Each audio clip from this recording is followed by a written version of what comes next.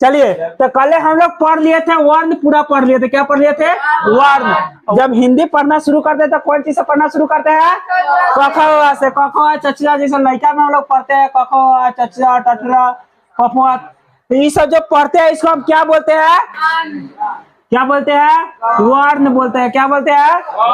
क ख चचिया टटरा पफुआ यरल, ये सब क्या कहलाता है? वर्ण कहलाता है। अब वर्ण हिंदी में क्या होता है? 48 गो। और संस्कृत में क्या होता है? 52 गो। क्या होता है? एज पर पुराण के अनुसार हम लोग के वर्ण 52 गो ही पढ़ेंगे, लेकिन अभी क्या कितना हो गया है? 48 हो गया। पुराना जमाना के जितना भी टीचर्स है, चाहे जितना भी लोग है, पूछे है कि वर्ण कितना होता है तो क्या वो बताएंगे? 52 गो। लेकिन अभी कितना हो गया है? 48 गो। ठीक है, अगर ऑप्शन में अगर 48 रही है तो हम 52 भी मारेंगे तो गलती नहीं होगा। अब 52 अभी किसमें है? अभी भी 52 है, लेकिन 52 किसमें है? संस्कृत में। अब देखो वन टोटल हमारे पास कितना है? 48। वन के क्या को भेद होता है? जैसे जैसे हम लोग आगे बढ़ते हैं हर चीज को क्या करते चलते हैं? बांटते चलते हैं। क्यों? ताकि आपको चीजें आसान हो जाए और समझ में आए। तो वन के क्या को भेद? कौन कौन? स्वर वर्ण और व्यंजन वर्ण। कौन कौन? स्वर और व्यंजन। अब देखो स्वर किससे कहते हैं? स्वर जो वर्ण बिना किसी अन्य वर्ण की सहायता से बोले जाते हैं। मतलब स्वर क्या होता है? स्वतंत्र होती है, उसको किसी का सहायता की जरूरत नहीं पड़ता है। स्वर में कौन कौन आता है? अ से लेकर औ तक। कहाँ तक आता है? औ तक। होता क्या गो है? 11 गो। क्या होता है? 11 गो। अब पढ़ते हैं व्यंजन। व्यंजन क्या होता है? 33 गो। क्या गो? 33 गो। 33 गो कैसे पूरा होगा? पखवा से पफवा तक क्या गो? 50 25 गो। अरल से ह तक 8 गो। तो क्या हो गया? 33 गो। मतलब पखवा से लेकर कहाँ तक? ह गो। ह तक क्या हो जाएगा? 33 गो। अब हम लोग वर्ण क्या गो पढ़ रहे हैं? 48 गो। लेकिन यहाँ पर पूरा क्या गो? 44 गो पूरा। क्या वो पूरा? मतलब क्या वो घट रहा है? 4 गो कहाँ गायब है? हाँ, 4 गो होता है संयुक्त व्यंजन। कौन सा व्यंजन होता है? संयुक्त व्यंजन। संयुक्त व्यंजन क्या होता है? 4 गो। कौन कौन? छ त्र ज्ञ और स्र। छ त्र ज्ञ और स्र। इसको अलग कैटेगरी में क्यों रखा हुआ है? क्योंकि ये ना 2 वर्णों के मिलाकर बना हुआ है। कितना वर्ण को मिलाकर? 2 गो व्यंजन के मिलाकर बना हुआ है। इसके कोई दिक्कत नहीं है। चलो, तो संयुक्त व्यंजन क्यों इसको अलग कैटेगरी में रखा गया? क्योंकि इसमें 2 व्यंजन को मिलाकर बनता है। कितना व्यंजन को? 2 व्यंजन को। तो क्या गो संयुक्त व्यंजन? क्या गो?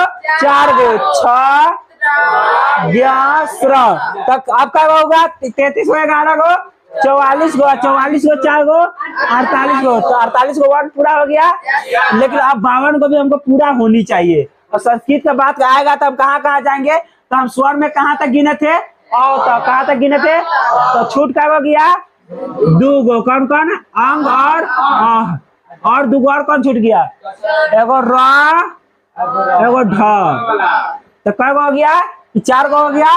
तो 48 गो 4 गो क्या गो? 52 गो। समझ में आया कि कौन 48 गो कैसे पूरा होता है, 52 गो कैसे होता है? अब आगे बढ़ते हैं।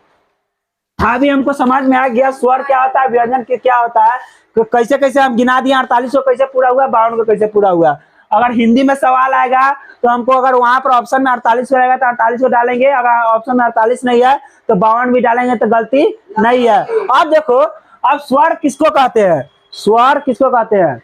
ऐसा वर्ण जो बिना किसी अन्य वर्ण की, उसको किसी को जरूरत नहीं, अकेले आजादी है, अकेले स्वतंत्र है, स्वतंत्र रूप से उसको बोलते हैं। उसको क्या बोलते हैं? स्वर। क्या बोलते हैं? स्वर। जैसे कि ऐसा बोले थे क्या? बोलने में किसी का सहायता आ रहा है?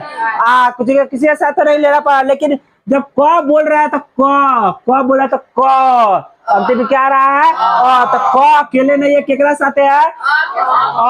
क्या होता है? स्वर होता है। क्या होता है? स्वर। तो इसका डिफिनेशन होता है जो वर्ण स्वरों की सहायता से बोले जाते हैं। किसके सहायता से? स्वरों को। उसको क्या बोलते हैं? व्यंजन। क्या बोलते हैं? क बोलते हैं तो क अकेले नहीं होता है, आधा क होता है और क्या होता है? तब क बनता है। समझ में आ रहा है? अब देखो, अब इसके पढ़ते एक बाल बच्चा होगा। इत हो गया बाबा, बाबा के बेटा, बेटा के भी स्वर के का भेद? 2 गो। कौन कौन? ह्रस्व और दीर्घ। अब हम लोग स्वर क्या को पढ़े हैं? 11 को 11 एक के 2 को भाग में बांटेंगे। तो ह्रस्व स्वर में क्या होता है? ह्रस्व स्वर में जिसमें कम समय जिस भी स्वर का उच्चारण करने में कम समय लगता है उसका कौन सा स्वर होता है? ह्रस्व स्वर। और जिसमें ह्रस्व स्वर से दुगुना समय लगता है उसको क्या बोलते हैं? दीर्घ स्वर। जैसे हर स्वर में क्या आ जाएगा? छोटी, छोटा ऊ और री। तो कै गो होगा ह्रस्व स्वर? कै गो होता है? 4 गो। सवाल में आएगा कि ह्रस्व स्वर कितने होते हैं? 4। दीर्घ स्वर कै गो होता हो जाएगा? 7। टोटल कितना है? 11 को में से 4 गो ह्रस्व होगा तो दीर्घ कै गो बच जाएगा? 7 गो। अब इसमें दुगुना समय कैसे लगता है? देखो है तो अकेले है, छोटी तो अकेले है, लेकिन दीर्घ स्वर में क्या हो जाता है? ओ आओ। कै गो हो गया? 7 गो। अब देखो कैसे हुआ? डबल हो जा रहा है, तब तो डबल समय लगा, दुगुना समय लगता है। कितना समय लगता है? दुगुना। आ गया तो 2 गो अ मिलाकर बना हुआ है, और बड़ी है तो 2 गो छोटी को मिलाकर बना हुआ है। इसके कारण इसमें क्या हो जाता है? इसमें दुगुना समय लग जाता है। क्या लग जाता है? दुगुना। समझ में आया? हर स्वर किसको कहते हैं? दीर्घ स्वर किसे कहते हैं? हर स्वर कै गो? 4 गो। दीर्घ कै गो? 7 गो। अब इसमें कोई बच्चा कंफ्यूज नहीं ना होगा। अब आप पढ़ते हैं व्यंजन का। क्या व्यंजन का भेद समझ में आ गया है? अब व्यंजन के कै गो भेद? व्यंजन के 3 गो बाल बच्चा। एगो पहले स्पर्श, अंतस्थ, इसमें सब पर व्यंजन लगा लेगा, अंतस्थ, और चौथा उसमें। आप संयुक्त व्यंजन बोले अलग आता है। अलग क्यों आता है? क्या कि उसमें 2 व्यंजनों के मेल से संयुक्त व्यंजन बनता है। समझ आया ना? इसके कारण उसको अलग छांट दिया गया है। अब देखो स्पर्श व्यंजन में क्या होता है? स्पर्श व्यंजन में क से प आता है, मतलब क वर्ग से लेके कहाँ तक? प वर्ग तक। कै गो हो जाता है? कै गो हो जाता है? 25 गो। अब अंतस्थ व्यंजन में कै गो बच गया? 25 में से 33 में से 25 घटाएंगे तो 8 गो। 8 गो दोनों में से अंतस्थ में क्या हो जाएगा? या रा ल व। अब उसमें तालाब सा, मुदान सा, डंटी सा। तो इसको सबको कौन सा व्यंजन बोलते हैं? उस व्यंजन। कौन सा व्यंजन? समझ में आ रहा है ना? तो स्पर्श व्यंजन में क्या गो? 25 गो। अंतस्थ में 25 4 29, और उसमें 4 गो। क्या हो गया? 33 गो। समझ में आई कैसे कैसे होता है? अब आगे हम लोग आगे मेन पॉइंट की तरफ बढ़ते हैं। ये था इंट्रोडक्शन की हिंदी का शुरुआत कैसे हुआ है। तो हिंदी का शुरुआत ये सब बाल बच्चा एक से शुरुआत हुआ है। अब हम लोग पढ़ते हैं कि अब इस है तो अब इसको उच्चारण करने के लिए ना कुछ न कुछ चीजों का प्रयोग करते हैं हमारे शरीर में के।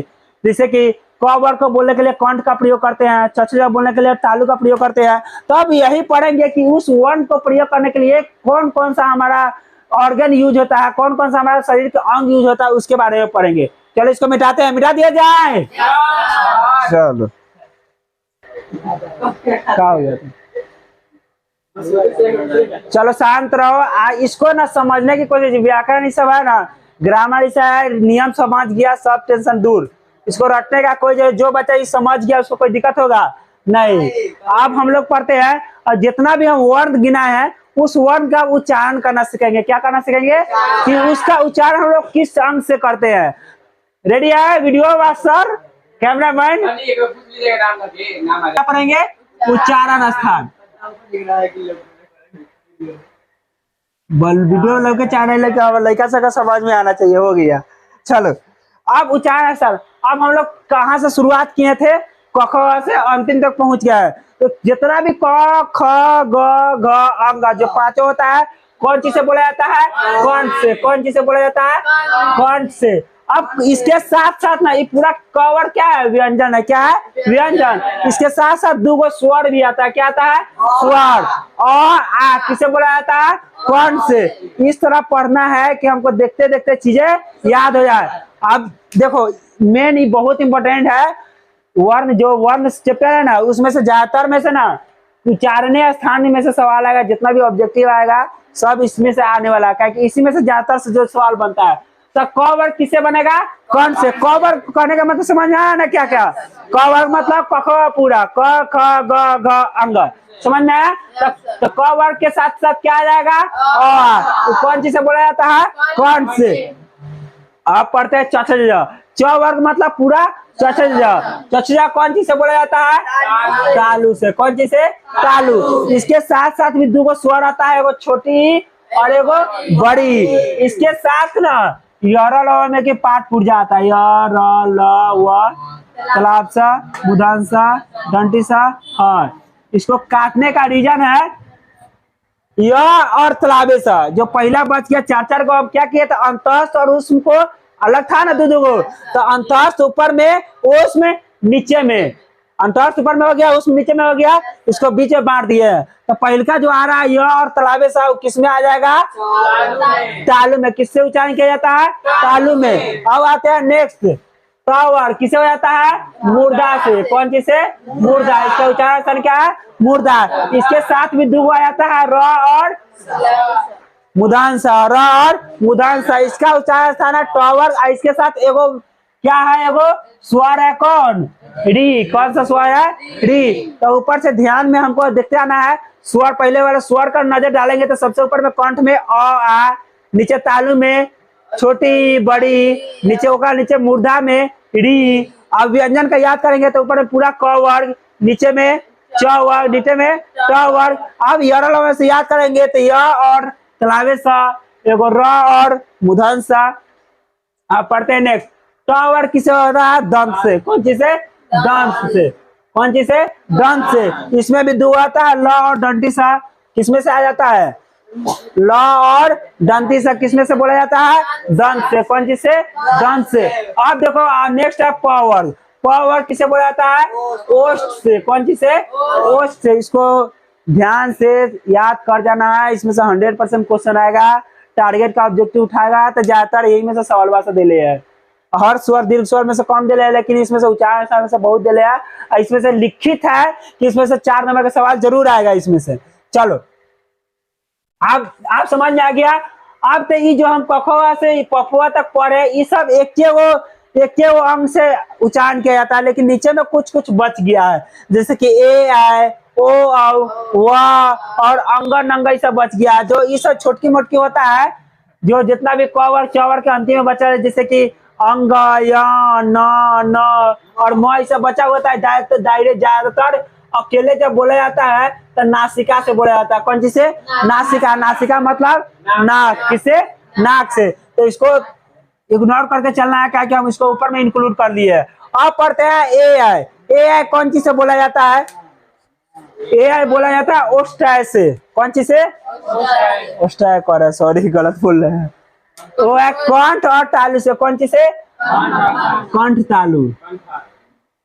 अब नीचे में जितना भी चीज बच गया ना, देखो ये सब कौन सा दीर्घ स्वर है। कौन सा स्वर है, दीर्घ स्वर है।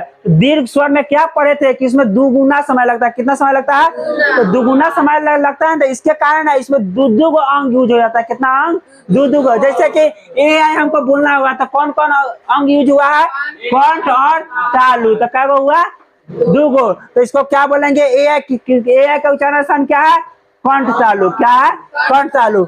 ओ का उच्चारण क्या है, कंठोष्ठ से। मतलब कंठ और ओष्ठ, कंठ और ओष्ठ मतलब कंठ और ओठ। समझ में आया। इसे क्या उच्चारण किया जाता है, ओ। एगो अंतिम बच गया वह का उच्चारण क्या है, दंतोष्ठ। मतलब दांत और ओष्ठ। दंतोष्ठ क्या है, मतलब दांत और ओष्ठ। मतलब ओठ से अकेले खाली वह याद करना है। अभी समझ में आ गया। ध्यान से देखो, एक बार रिवीजन करा देते हैं। सब बोलेगा, पूछेंगे उसके से। डायरेक्ट सब बोलो।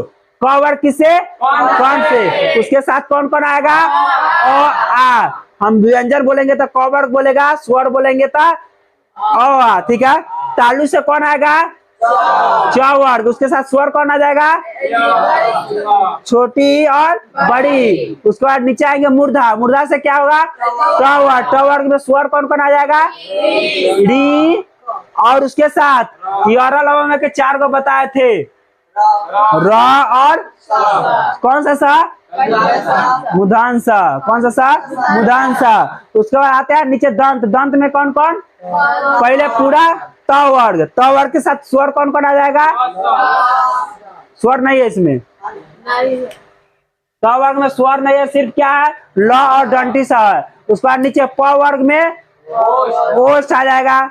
और नीचे क्या बोले, इस सबके डबल टाइम लगता है, इसके लिए दूधू आ जाएगा। ए आई में कंठोष्ठ, ओ में कंठोष से ओ में दंतोष। तो हमको याद ये तीनों करना है, इसे याद करने की जरूरत नहीं है, क्या कि सब देखते देखते याद हो जाएगा। समझ में आया? तो इसमें का चैप्टर होता है खत्म। वन अब हम लोग क्या था कि ये तो पढ़ा दिए ठीक है, लेकिन ऑब्जेक्टिव में टारगेट इस समय दिया हुआ है घोष वर्ण और अघोष वर्ण। तो कुछ बच्चों का डाउट है कि ये दोनों होता क्या है। सबसे पहले घोष वर्ण किसको कहते हैं? घोष वर्ण, घोष वर्ण और अघोष वर्ण, ये भी उच्चारण स्थान के अंदर आता है। अब घोष वर्ण के अंतर्गत क्या कौन कौन आता है? जितना भी वर्ण है, जितना भी वर्ण है, जिसका भी तीसरा, चौथा और पांचवा सब क्या का किसके अंदर आता है? घोष।